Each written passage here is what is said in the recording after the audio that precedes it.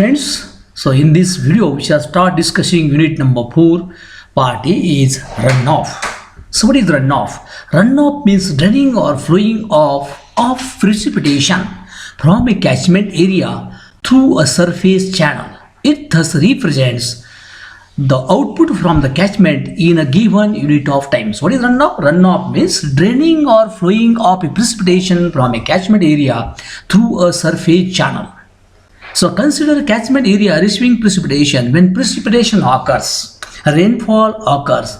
In that case, there will be different types of obstacles, or you can say losses. So when precipitation occurs, rainfall occurs, there will be evaporation, there will be evapotranspiration, initial losses will be there, infiltration will be there, detention storage will be there. So after satisfying all these requirements, the excess part of the precipitation that flows on the ground, that flows from the catchment or basin, it is nothing but it is a runoff. In simple words, you can say runoff means draining or flowing of a precipitation from a catchment. It is also termed as discharge flow or stream flow. The runoff is also called as discharge. It is also called as stream flow from natural nalas, rivers, and all these things. So this is about runoff. Now coming to types of runoffs. So based on the time delay between the precipitation and the runoff is classified into two major categories: direct runoff and base flow. We shall discuss one by one. So what is direct runoff? It is that part of the runoff which enters the stream immediately after the rainfall. It includes surface runoff, prompt interflow, and rainfall itself on the surface of the stream. In case of snowmelt, the resulting flow entering the stream is also a direct runoff. Sometimes terms such as direct runoff and storm runoff are used to designate direct runoff. So what is direct runoff? So it is that part of the runoff which enters the stream immediately after the rainfall. When rainfall occurs immediately after the occurrence of rainfall, when this occurs, normally this occurs in case of heavy rainfall. When heavy rainfall occurs, in that case, all the processes, obstacles, losses will work parallelly or simultaneously. At the same time, there will be runoff. म्हणजे जेव्हा heavy rainfall होतो, जोराचा पाऊस येतो, त्यावेळेस काय होतं, पावसाबरोबरच त्याच्याने पाणी व्हायला सुरुवात होते. and that is called as direct runoff based on the time delay. So immediately or along with the precipitation or rainfall, whatever runoff occurs, it is called as direct runoff. It is also termed as storm runoff. Now, prior to discussing base flow, we shall go through various routes of runoff. So these are the various routes of runoff. So here you can say this is the precipitation, then losses will be there, then overland flow. This is the overland flow, this is the through flow, and this is the base flow. Now what is that base flow? That we shall discuss now. What is base flow? The delayed flow that reaches a stream essentially as groundwater flow is called as base flow. Many times delayed interflow is also included under these categories. So what is base flow? The delayed flow. So when precipitation occurs, there will be infiltration, afterward there will be percolation, and that part will become the part of groundwater table, and it will move horizontally. Afterwards it may reach to any storage on the ground surface, and that is called as base flow. So this is a delayed flow. It takes some long time, long period, and that's why it is called as base flow. Now coming to other types are there. Overland flow. What is overland flow? Consider catchment area receiving precipitation. The evapotranspiration, initial loss, infiltration, retention storage, the requirements will have to be first satisfied before commencement of the runoff. When these conditions are satisfied, the excess precipitation moves over the land surface to reach smaller channel. This portion of the runoff is called as overland flow. Similar to direct runoff means what? It occurs immediately after occurrence of the precipitation. In case of overland flow. So direct runoff is also occurs on the surface of the ground. Overland flow also occurs on the surface of the ground. But when precipitation occurs, each and every drop of water will not reach on the earth's surface. So what will happen? Some of the part will get intercepted on the trees, isn't it? तुम्ही जर बघितलं जेव्हा पाऊस होतो, जर कमी पावसात, this you can observe. कमी पाऊस होतो तर झाडांच्या पानावर काही पाऊस थांबतो, साठतो. It is nothing but interception, right. Some of the part gets infiltrated into the ground.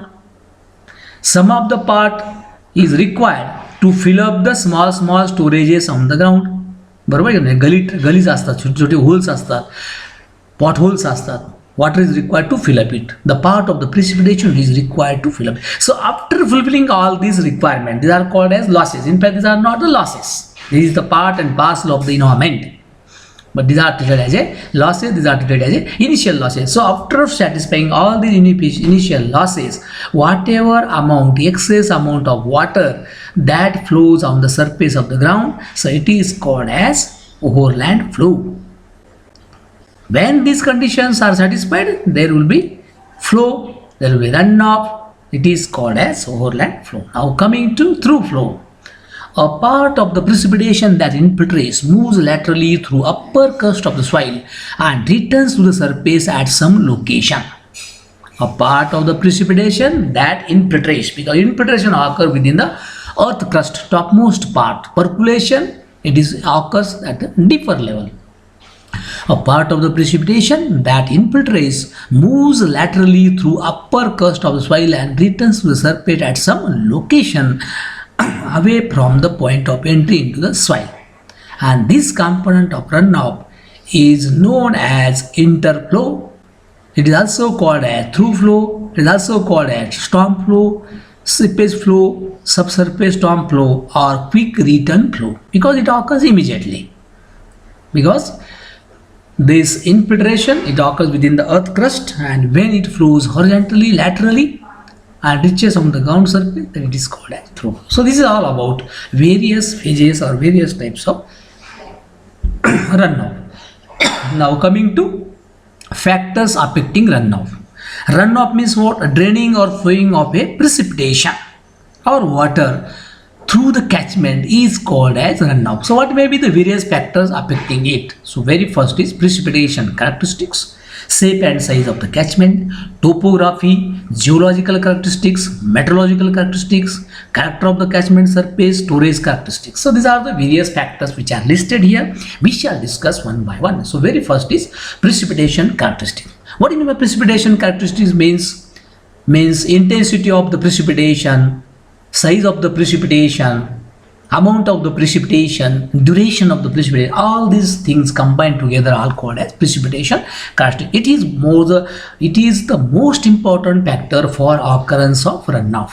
Runoff depends upon the type of storm and its duration which causes precipitation. Runoff depends on the intensity of rainfall. More the rainfall, more will be the runoff. If the rainfall intensity is very less, and it rains at light showers like drizzling means light showers, then much of the water will be lost in infiltration and evaporation, resulting in less runoff. If precipitation is in case of snow, then less runoff. So this is regarding precipitation characteristics. If intensity is more, runoff will be more. If amount of precipitation is more, runoff will be more. If intensity is less, runoff will be less. In case of snow, definitely there will be less runoff. Now next is shape and size of the catchment. This is very important. How is the shape of catchment and how is the size of catchment? Runoff depends upon the size, shape and location of the catchment. Generally, more rainfall on smaller area resulting in greater rainfall. So if rainfall occurs on smaller area, so definitely there will be early occurrence of runoff, and runoff will be more. Less runoff in larger catchment. If catchment is large, right, and there will be less runoff. Right, there's only few tributaries of the stream fill water mainstream during a particular storm. Now coming to the shape of the catchment, we have discussed around size. If size is small, runoff will be more. If size is large, rainfall is less, runoff will be less. Right. Now coming to shape. Mainly there are two shapes as far as catchment is concerned. One is called as fan-shaped catchment. Second is called as fern lip or fern-shaped catchment. So when this type of catchment is there, which is called as fan-shaped catchment, all the tributaries are approximately of the same size. So this is the mainstream. This is the mainstream, or you can say natural drain or river also, and these are the tributaries. substreams which are joining to this mainstream. So in case of this fan-shaped catchment, all the tributaries are approximately of the same size. They are having almost same natural characteristics. Gives greater runoff because the peak flood from the tributaries is likely to reach the mainstream approximately at the same time. If this type of tributaries are there having same characteristics, in that case each and every tributary will contribute to this mainstream or natural drain almost at the same time with same amount. So obviously runoff will be more. And this is called as watershed. Watershed is nothing but it is the divide line. It is the divide line. In case of this, there may be slope in this direction. For other catchment, slope may be in this direction. So what's it said? Please remember it. It is a technical word, very important word. Watershed is nothing but it is a divide line which divides the catchment into different catchments, number of catchments. Now coming to fern lip catchment or fern shaped catchment. So this type of elongated type of catchment, it is called as fern shape. Fern is the name of tree, fern lip. It is appearance is fern lip. The tributaries are generally of different lengths and meet the mainstream at the regular intervals. Such a narrow catchments, the peak flood intensity is reduced since discharges are likely to be disturbed over a long period of time. So in case of this, it takes more time to reach this outlet point. And that's why discharge will be less in case of fern lip catchment, and it is having staggered tributaries, right? So this is regarding size and shape of the catchment. Coming to the topography. What is topography? Topography dictates upon the nature of ground. It dictates upon the slope of ground. Runoff depends on surface smoothness and slope. If slope is stiff, flow will be quick and less evaporation and absorption, resulting greater. It is obvious, natural, right? If ground is having steep slopes, obviously runoff will be more because water will flow along that slope, and obviously it will take less time to reach to the outlet. If the catchment is in mountainous area and on the windward side of the mountain, then more rainfall resulting more runoff. So in case of windward side, obviously rainfall is more, and slope in the same direction, obviously runoff will be more. Geological cut. This is also very important. What is meant by this? It is one of the important factors which affect the runoff. It includes, what does geology includes? The type of surface of soil, subsoil, type of the rock and their permeability characteristic. So when soil is a black cotton soil, so obviously rate of infiltration is very less, runoff will be more. If it is a sandy soil, it is a permeable. In that case, infiltration will be more and runoff will be less. If soil and subsoil is porous, seepage will be more, resulting in reduction of the peak flood. If the surface is rocky, then absorption will be nil, resulting more runoff. If rocks have fissures means small cracks and porous in nature, have lava funnels, water will be lost, resulting into less runoff. So if there is a rock, so if rock is there, definitely one may say that runoff will be low.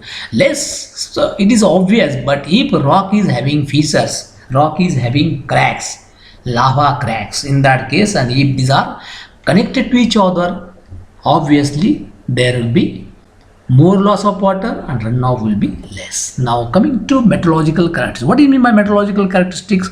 So this includes temperature, humidity and wind velocity. So obviously runoff affects.